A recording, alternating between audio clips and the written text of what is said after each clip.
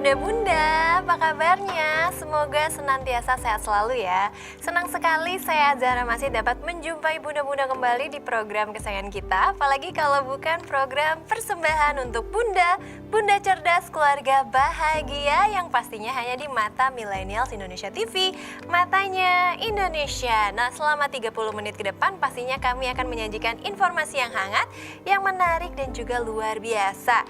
Nah, bunda-bunda terkait dengan pandemi saat ini, nah kali ini kami akan membahas mengenai sejauh mana orang tua mempersiapkan anak untuk PTM atau pembelajaran tatap muka 100%. Ayo, siapa nih yang anak-anaknya sudah masuk sekolah ya pada saat ini? Nah, bunda-bunda, jadi nih informasi penting adalah Pemprov DKI Jakarta disebut-sebut akan menggelar pembelajaran tatap muka atau PTM 100% mulai 1 April 2022. DPRD Jakarta juga memberikan sejumlah rekomendasi untuk pelaksanaan PTM mendatang.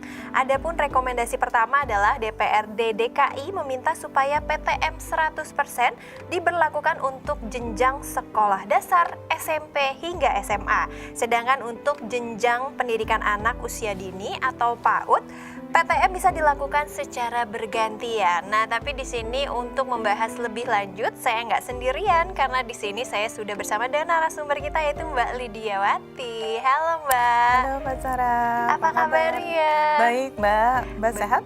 Pastinya sehat dong. Gimana, tapi kita tetap harus menjalankan protokol kesehatan ya pastinya dengan menjaga jarak, menggunakan masker atau face shield seperti ini, dan jangan lupa juga untuk sering mencuci tangan. Nah, kalau kita ngomongin pandemik seperti sekarang nih, ini kan baru-baru ini juga pemerintah telah memberikan kelonggaran mengenai PTM atau pembelajaran tatap muka 100% bagi beberapa sekolah di kota Indonesia. Nah, hal ini bagaimana nih tanggapannya dari Mbak Lydia sendiri?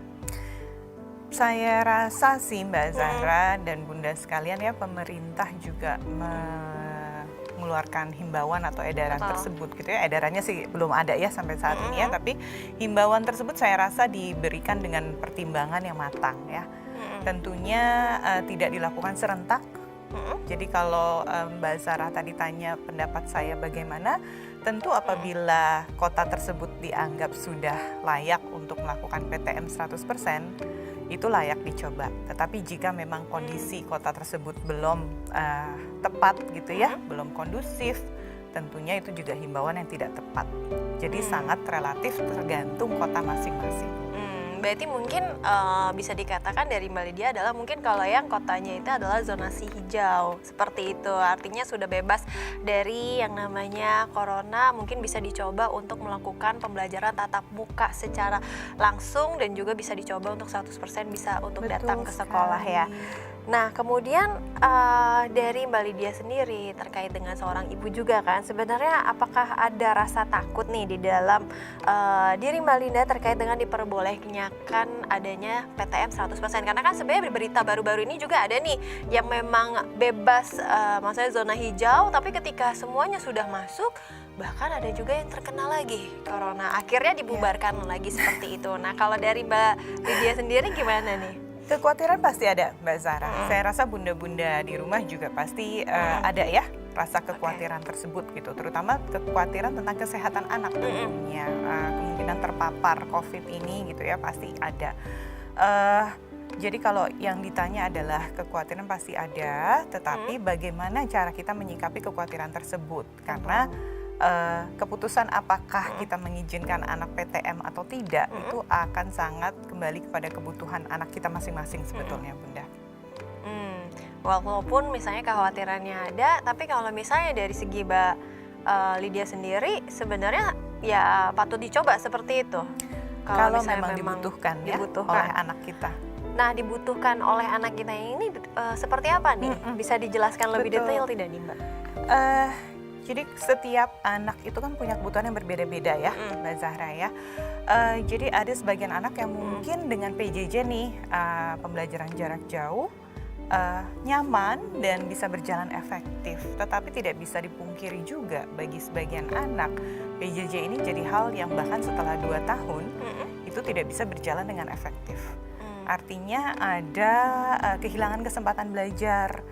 banyak sekali orang tua gitu ya mengeluhkan bahwa apa yang tadinya anak sudah mampu lakukan selama PJJ secara perlahan kemampuan tersebut kemudian menghilang gitu ya, atau hal-hal negatif yang tadinya sudah bisa dikendalikan, perilaku negatif yang sudah bisa dikendalikan kemudian muncul lagi gitu ya. Jadi memang tidak bisa dipukul rata. Setiap anak punya kebutuhan belajar dan kemampuan belajar yang berbeda-beda, strateginya beda-beda. Nah, disinilah kita perlu mengukur kira-kira mana yang lebih efektif belajar untuk anak saya. Apakah dengan PJJ oke, atau jangan-jangan dia memang perlu PTM untuk belajar dengan efektif. Nah, tadi kan kita ngomongin misalnya kebutuhan anak kita ya, apakah yang dibutuhkan PTM ataukah PJJ. Nah, tapi kalau misalnya pemberlakuan dari sekolahnya sudah menghimbau untuk PTM sendiri, nah itu gimana? Itu kan berarti kan tidak melalui asas kebutuhan si anaknya ini lagi, berarti karena memang mengikuti rule yang ada. Oke. Sebetulnya peraturan itu tetap walaupun himbauan ada, bentuknya himbauan ya Mbak ya. Jadi artinya tidak diwajibkan sebetulnya. Orang tua tetap memiliki hak untuk menilai sebetulnya tepat tidak nih mengirimkan anak saya PTM dalam kondisi seperti ini. Itu tetap menjadi hak orang tua. Jadi walaupun sekolah mungkin menyampaikan himbauan untuk PTM 100%, tentu kita perlu sebagai orang tua kita perlu cek nih sekolah memberikan himbauan 100% sudah siap atau belum nih sekolah. Gitu ya. Sekolah sudah siap belum menerima siswa kembali ke sekolah? Anak saya sudah siap atau belum kembali PTM gitu ya? Betul. Artinya tidak bisa sesederhana, oke, ada himbauan 100% PTM, oke, wajib semuanya berangkat ke sekolah gitu ya. Kembali lagi harus kita cek sebagai orang tua, sekolahnya siap atau tidak, anak kita siap atau tidak, dan kita siap atau tidak. Jadi dari bundanya juga udah siap apa belum nih untuk anak-anaknya melakukan pembelajaran secara tatap muka. Nah, tapi kalau misalnya memang ini sudah ada dan ini kan dari himbauan kemudian pasti kan akan diberlakukan seperti itu, akan dari pemerintah memberikan surat edaran kepada sekolah-sekolah untuk mempersiapkan anak muridnya itu untuk belajar tatap muka. Nah, otomatis kan dari orang tuanya juga ada kekhawatiran tersendiri. Misalnya yang tadi yang saya bilang sebelumnya ada berita beberapa bulan ke belakang yang memang sudah dilakukan tatap muka, tapi ternyata tiba-tiba ketika lagi kumpul seperti itu malah akhirnya dibubarkan lagi. Nah, tapi cara mengatasi kekhawatiran dari orang tua, apalagi dari pandemik yang tidak berangsur pulih kembali gitu. Nah, ini gimana nih Mbak Lydia? Mau tidak mau memang kita perlu strategi sih untuk mengatasi kekhawatiran tersebut. Khawatir itu kan datang dari kekurang tahuan mungkin ya, ketidakpastian informasi sehingga muncul kekhawatiran. Artinya yang perlu kita lakukan adalah betul-betul memastikan apakah memang aman untuk mengirimkan anak kita PTM gitu ya. Aman ini bisa dari anak, bisa dari sekolah gitu. Jadi kita perlu siapkan anak gitu ya, kita ajarkan sejak dini. Ini saya rasa 2 tahun belakangan ini bunda-bunda juga sudah mulai menyiapkan anak ya untuk berinteraksi dengan dunia luar gitu ya, artinya mengajarkan penggunaan masker gitu ya, kemudian tidak membuka masker ketika berinteraksi di tempat umum, tidak bergantian menggunakan alat makan misalnya atau minum gitu ya. Nah, kebiasaan-kebiasaan seperti ini kan sebetulnya sudah diajarkan dari rumah gitu. Nah, kita lihat apakah anak kita sudah memang mampu melakukan hal itu atau belum. Artinya kalau belum, mungkin kita perlu mempertimbangkan kembali apakah aman mengirimkan anak kita untuk PTM. Tapi ketika kita sudah lihat anak kita mampu mengikuti ajaran kita untuk menjaga protokol kesehatan dengan baik gitu, tentunya tidak ada alasan lagi ya untuk kita tidak mengirimkan lagi anak berinteraksi keluar, apalagi kalau anaknya sudah vaksinnya lengkap gitu ya, vaksinnya lengkap. Intinya kita siapkan apakah proteksinya sudah memadai atau belum. Dan kemudian yang kedua, tentu memeriksa sekolah, ngecek sekolah kesiapannya bagaimana nih. Apakah sekolah ketika anak-anak berkumpul ini, apakah sekolah memperhatikan secara fisik aliran udaranya bagaimana di ruangan anak-anak belajar, interaksinya seberapa intens gitu ya, pengawasannya bagaimana, tempat mencuci tangan ada atau tidak, sarana berganti masker bagaimana. Tentunya itu yang perlu diperhatikan oleh orang tua untuk mengurangi kekhawatiran yang dirasakan. Nah itu ya Bun ya, untuk mengurangi kekhawatiran yang dirasakan adalah perlunya dari orang tua mengecek dan recheck yang pasti di sekolahnya juga harus dicek juga, dan juga harus bisa memberikan edukasi kepada anaknya terkait dengan nantinya di sekolah seperti apa, apakah protokol kesehatannya sudah terpenuhi atau belum, seperti itu. Nah tapi untuk tahu lebih lanjut nih, karena ini penting banget terkait dengan pembelajaran PTM ini, jadi bunda-bunda jangan kemana-mana, tetap di program Persembahan untuk Bunda.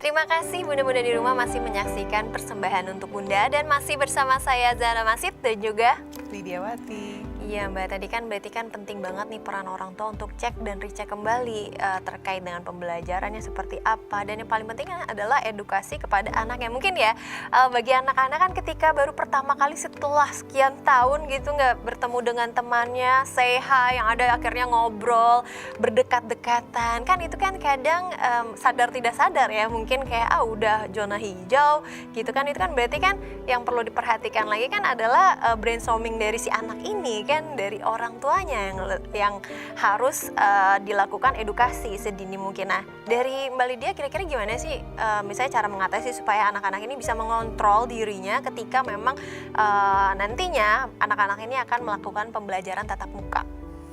Iya, sebetulnya saya rasa dalam 2 tahun ini gitu ya, Bunda pasti sudah mengajarkan kepada anak-anak untuk menggunakan atau melakukan protokol kesehatan dengan baik. Nah, kita bisa lihat kesiapan anak itu tentunya dengan ketika bertemu anggota keluarga yang lainnya, misalnya kita belum mengizinkan anak untuk berinteraksi keluar misalnya, tapi ketika bertemu anggota keluarga yang lainnya, ada baiknya himbauan itu atau kebiasaan protokol kesehatan itu sudah tetap kita ingatkan pada anak untuk dilakukan walaupun mungkin bertemu dengan anggota keluarga yang tidak serumah misalnya.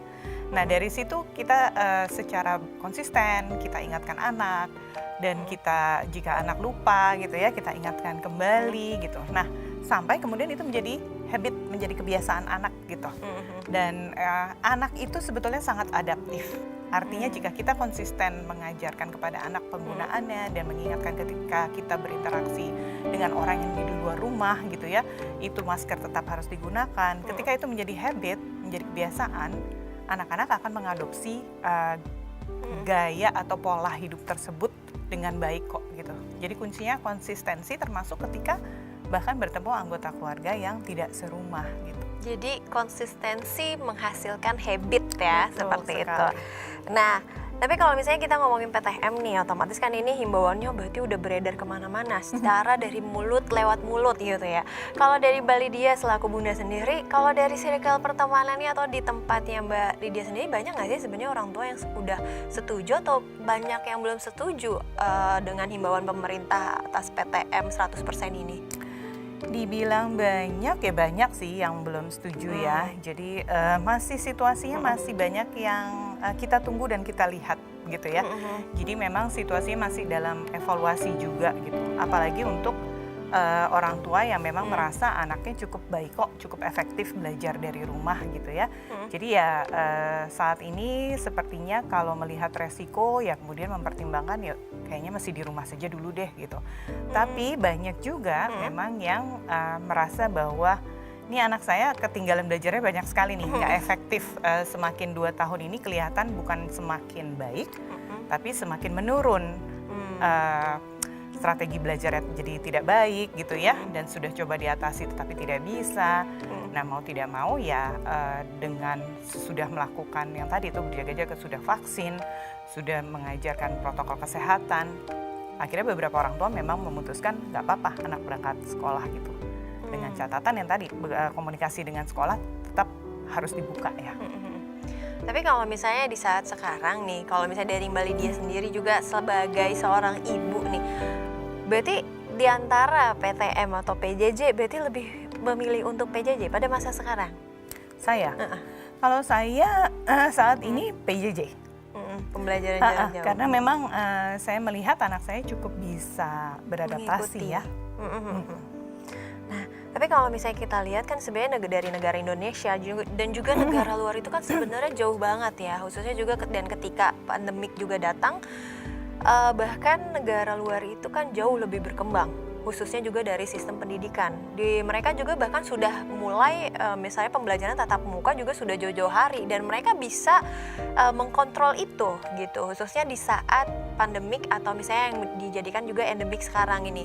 Nah, tapi kalau dari Mbak Lydia sendiri, untuk di Indonesia sendiri, apakah kita bisa menyusul misalnya untuk negara-negara di luaran sana mengikuti pembelajaran tatap muka seperti mereka gitu, yang akhirnya mereka bisa mengontrol antara dengan pandemik dan juga situasi belajar mereka juga tetap jalan, ataukah Indonesia masih mungkin butuh evaluasi lagi sekiranya? Kalau dari sudut pandang orang tua gitu, ini kan karena kan ngomongin pendidikan ini kan penting ya, apalagi kita 2 tahun ibaratnya pendidikannya juga udah tertunda secara dari segi pembelajaran gitu. Ya, memang kembali lagi tidak bisa dipukul rata ya. Jadi kalau tadi Indonesia ini luas sekali, dan kita bisa lihat memang bahkan sekolah yang ada di Indonesia sendiri, mungkin yang ada di kota besar kondisinya berbeda dengan yang ada di daerah. Betul. Apalagi daerah terpencil. Jadi kembali lagi memang kalau misalnya kita lihat kesiapan tentu berbeda-beda setiap daerah dan setiap sekolah. Nah, disitulah benar-benar diperlukan kepekaan nih dari Bunda gitu ya, untuk melihat apakah memang situasinya aman untuk mengirimkan anak PTM. Jadi kalau ditanyakan membandingkan Indonesia dengan negara lain, tentu permasalahannya bisa jadi sangat berbeda gitu, karena apalagi kalau negara lain yang memang penduduknya tidak sepadat Indonesia misalnya. Kita ini negara kepulauan, berbeda pulau bisa berbeda akses. Betul. Gitu ya. Nah, itu sangat mempengaruhi kesiapan sekolah tentunya. Jadi tidak bisa dipukul rata ya, kembali lagi melihat daerah masing-masing, sekolah masing-masing. Tapi otomatis tetap mau juga dong Indonesia semakin berkembang gitu ya. Pastinya. Semakin maju dari segi pendidikan dan juga semua halnya. Nah, tapi kalau misalnya di sekolah anaknya Mbak Lydia sendiri, apakah saat ini boleh memilih tadi kan antara PJJ atau misalnya ingin PTM, atau memang di sana sudah diberlakukan misalnya PTM dengan perbankan, karena sebelumnya itu kan adalah atau anjuran 50% ya, setengahnya. Jadi misalnya ada yang selang-seling dari urutan NIM-nya misalnya yang ganjil, hari ini masuknya ganjil, besok masuknya genap, akhirnya masuk. Nah, apakah seperti itu sudah dilakukan di sekolahnya anak yang Mbak Lydia? Dulu ya, kalau dulu saya kecil tuh ada SD pagi sore gitu ya, jadi dibagi 2 gitu pagi sorenya. Nah, kalau di sekolah anak saya, Mbak Zara, kebetulan memang masih bergantian saat ini, walaupun memang ada wacana mungkin 100%, tapi sampai saat ini masih disesuaikan dengan kebutuhan anak. Jadi betul-betul keputusan orang tua.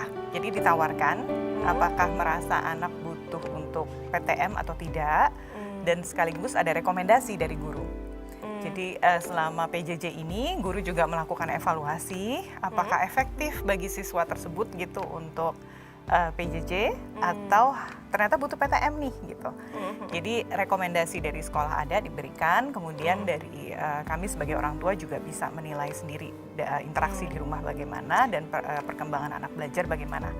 Jadi sampai saat ini itu yang ditawarkan sekolah sih. Berarti sekolah, guru, dan juga orang tua ini dalam satu berkesinambungan ya, mereka harus terus-menerus untuk komunikasi. Justru lagi dan juga untuk perkembangan atau tumbuh kembang anaknya di bidang pendidikan dan juga edukasi. Ini sangat penting sekali. Tapi buat lebih tahu lebih lanjut lagi, nah buat bunda-bunda di rumah jangan kemana-mana, tetap di program Persembahan untuk Bunda.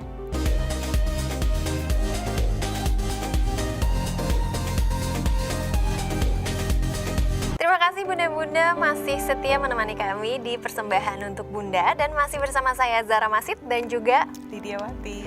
Iya Mbak, tadi kan terkait dengan PTM nih. Tapi kalau misalnya dilihat lagi dari Mbak Lydia sendiri, apakah pihak sekolah khususnya ini kan yang dirasakan oleh Mbak Lydia sendiri di sekolah anaknya, ini sudah siap untuk sekolah mengikuti anjuran atau himbauan pemerintah, yakni full day, full siswa.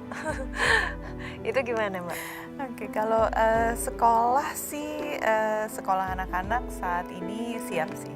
karena mereka melakukan tracing yang cukup kuat gitu ya. Artinya ketika orang tua diberikan kesempatan jika mengizinkan anak untuk PTM, akan diberikan list pertanyaan nih yang memang diupdate setiap minggu gitu ya. Kondisi anak bagaimana, kesehatannya seperti apa, apakah ada anggota keluarga yang sedang tidak sehat gitu ya. Jadi memang saya melihat kontrol sekolah terkait hal tersebut sudah baik. Jadi saya juga merasa nyaman gitu ya jika saya memang perlu mengirimkan anak untuk PTM. Berarti sekolah juga sudah sangat mempersiapkan ya. Betul. Untuk menanggulangi misalnya adanya resiko-resiko yang tidak diinginkan gitu ya, seperti misalnya terkena atau pandemik, yaitu kena corona misalnya di sekolahnya, dan juga dari protokol kesehatannya, terus dan juga dari komunikasi antar orang tuanya. Berarti sudah sangat siap ya untuk PTM. Tapi kalau misalnya kita ngomongin ini kan sekarang juga masih corona, dilihat kalau misalnya lagi pandemik seperti ini, kira-kira bagaimana sih resiko anak khususnya ketika mengikuti pembelajaran baik PTM ataupun PJJ ya, misalnya di saat pandemi, khususnya sekarang kan kita lagi ngomongin PTM nih, khususnya ketika PTM, apakah ada resiko-resikonya? Pasti, resiko pasti ada ya Mbak Zara ya, karena terpapar tentunya dari luar ya, ada interaksi dengan pihak luar gitu ya. Nah, sebetulnya kalau kita bicara resiko, kalaupun anak tidak PTM gitu ya, resiko itu sebetulnya kan juga ada. Nah, karena pasti ada anggota keluarga yang beraktivitas di luar gitu ya. Nah, sekarang resiko tersebut semakin besar nih ketika anak-anak kita izinkan PTM gitu ya. Nah, yang perlu dilakukan apa? Sama seperti sebelumnya. Ketika ada anggota keluarga yang mungkin ayah bekerja, bunda bekerja, artinya keluar dari rumah, protokol kesehatan dilakukan, pulang ke rumah mandi, menjaga kebersihan gitu ya. Nah, sama dengan ketika anak PTM, walaupun resiko itu ada, prosedurnya tetap sama. Ketika anak pulang ke rumah, langsung mandi, langsung berganti baju gitu ya. Jadi sama sebetulnya, cuma sekarang nih nambah. Kalau biasanya hanya ayah dan bundanya yang pergi mungkin, nah sekarang anak juga beraktivitas di luar rumah. Seberapa ketat kita perlu tracing juga sama, tetap memperhatikan interaksinya dengan siapa gitu ya, bertemu siapa hari ini, ketika makan kita membuka membuka obrolannya seberapa, terus ruangannya seperti apa. Nah, hal-hal itu tetap dilakukan. Supaya bisa nge-tracing juga ya, misalnya anak kita masih dalam kontrol para bunda-bundanya juga di rumah. Betul. Nah, tapi kalau misalnya kan ini kan pemerintah sudah menghimbau. Nah, kalau dari Mbak Lydia selaku orang tua dari murid sendiri, apakah sudah tepat kira-kira kalau misalnya memang pemerintah di bulan April ini atau misalnya di bulan besok tuh sudah harus full day full siswa seperti itu, apakah sudah tepat di saat ini atau mungkin perlu mengevaluasi lagi dan menunggu beberapa bulan ke depan lagi, misalnya dilihat dari situasi dan kondisi corona yang sekarang seperti itu? Selama itu bentuknya himbauan, saya rasa tidak masalah ya. Artinya himbauan, bukan kewajiban. Seharusnya itu tidak apa-apa. Karena kalau himbauan, kembali lagi memang kedua pihak sekolah maupun orang tua punya waktu, punya kesempatan untuk evaluasi satu sama lain. Tapi ketika itu menjadi kewajiban tentu tidak tepat ya. Karena kita lihat tadi faktornya tuh banyak sekali. Bisa kesiapan sekolah, bisa kesiapan anak dan kesiapan keluarga. Nah, ini adalah wewenang yang atau area yang perlu dievaluasi. Jadi kita ada di daerah mana gitu ya, apakah memang di daerah tersebut walaupun zona hijau misalnya, tapi demografinya bagaimana, pergerakannya bagaimana gitu ya, dari satu sekolah itu kesiapan gurunya bagaimana. Nah itu akan sangat menentukan sih. Jadi kalau bentuknya himbauan saya rasa oke, tapi kalau bentuknya wajib gitu ya, itu pasti akan menimbulkan masalah yang baru sih sebetulnya. Oke, dan itu benar banget ya. Kalau menurut saya juga sih memang kalau saat ini kayaknya belum siap gitu. Walaupun misalnya kayak seperti kerja aja gitu kan. Misalnya kerja juga perlu waktu, setelah sekian lama juga ketika ada protokol kesehatan yang sudah sangat ketat di tempat lingkungan kerja juga baru diperbolehkan masuk misalnya setengahnya. Bahkan sekarang masih banyak juga perusahaan-perusahaan yang memang memberlakukan work from home seperti itu ya, agar meminimalisir penyebaran COVID-19 ini. Nah, berarti kan dari Mbak Lydia sendiri sebelumnya berarti berarti sekolahnya sudah mengadakan berarti boleh masuk boleh tidak gitu. Betul. Dan dilihat dari evaluasi anaknya, apakah memang ini harus PTM ataukah memang ketika PJJ anak ini bisa mengikuti pembelajaran yang sekolah sudah berikan. Nah, tapi berarti anak Mbak Lydia sebelumnya pernah sempat PTM juga? Sudah. Sarah. Dan bagaimana respon atau reaksi dari Mbak Lydia terhadap anaknya? Kalau saya kebetulan karena sudah menyiapkan, maksudnya sebelum hari PTM-nya pun sudah jauh-jauh hari memberitahukan kepada anak gitu ya, bahwa tanggal segini 2 minggu lagi akan ada tatap muka ya gitu. Nah, jam berapa, apa yang harus dilakukan itu sudah disampaikan. Sayanya oke gitu ya. Anaknya senang sekali karena jadi ada positif ada negatifnya. Bisa diceritakan?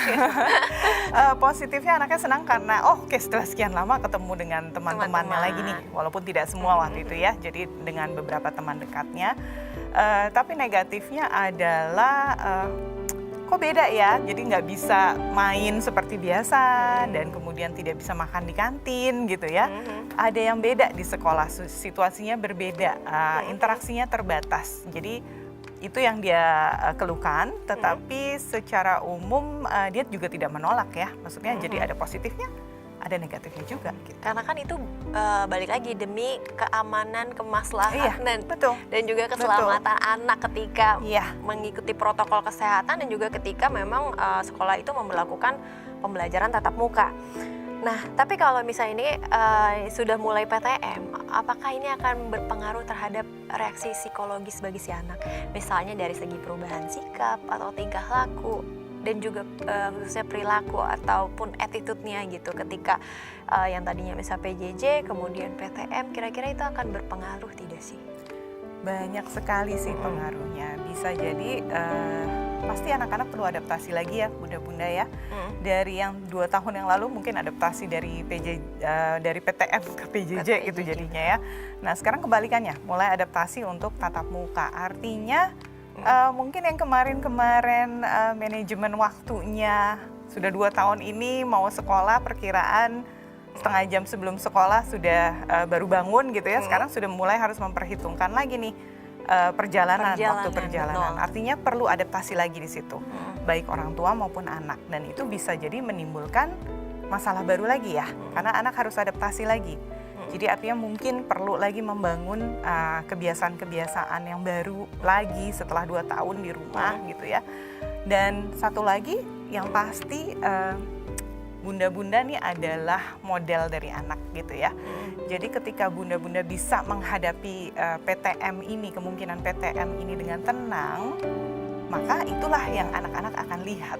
Oh, saya harus menghadapi kemungkinan untuk kembali ke sekolah ini juga dengan tenang gitu ya. Jadi mempersiapkan seperti bunda mempersiapkan, kalau bundanya tenang, anak-anak juga akan melihat, oh ya udah, menghadapi PTM ini juga tenang saja gitu. Yang penting kita perlu apa nih untuk mempersiapkan diri gitu. Nah, jadi bagaimana bunda-bunda di rumah itu bisa mempersiapkan diri khususnya untuk bundanya dan juga untuk anaknya, dan bagaimana juga bunda-bunda bisa cek and recheck lagi sekolahnya apakah sudah aman ataukah memang sudah bisa dilakukan pembelajaran tatap muka.